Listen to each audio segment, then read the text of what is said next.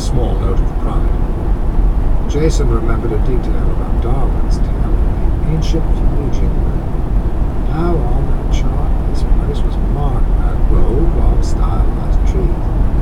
It was that promise of green life in this icy land that drew the beagle to its ill-fated journey. Could this be their forest? Were these petrified trees the Fuegians actually drawn on them? Fascinated, Jason continued his bird's-eye survey of the terrain. As he watched the river below, something large humped out of the water and vanished. At first he thought it was a trick of the eye. Then another appeared, and another. "Something's in the water," he said. Gray joined him. "Where?" Before Jason could point, a large, pale crustacean-like spider climbed out of the shallows and up onto a bank. It was the size of a small calf, with a pair of large pincers in front and spikes along its carapace. Then those spikes scurried off the creature's back and appeared to be scouring the black algae from the damp rocks.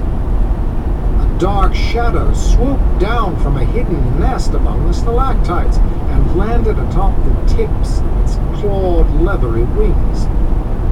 A sharp beak speared down and plucked up one of those small feeders, then stabbed down for another.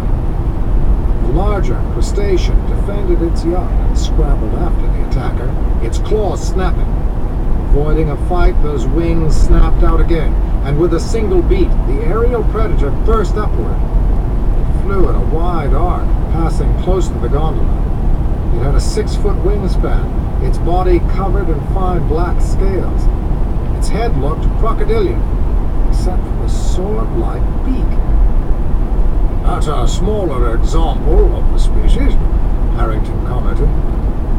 "We named them Hastax valens, Latin for flying spear. We've encountered individuals 3 times that size. That pale lobster is Scalpox cancer, or chiseled claw." "What else is out there?" Commander Pierce asked. "So much. An entire complex ecosystem. We're still trying to classify much of it. So far, we've identified over 1,000 new species. From the lowly Lutox vermin, a type of mudworm," Stella interjected, "to the elephant-sized Pachycerex ferocis." Jason could not keep the mix of wonder and horror in his voice. Amazing. Gray knew Harrington's partner, Dr. Hess, had been scouring the globe for examples of shadow biospheres, looking for radical new forms of life. Looks like he found it in spades here. "This is the first environment of its kind," Harrington declared. "A unique xenobiological ecosystem." Jason frowned. "Xenobiological?" Stella explained, revealing her master's degree in evolutionary biology. "It's an ecosystem based on a biological system foreign to the rest of life on this planet.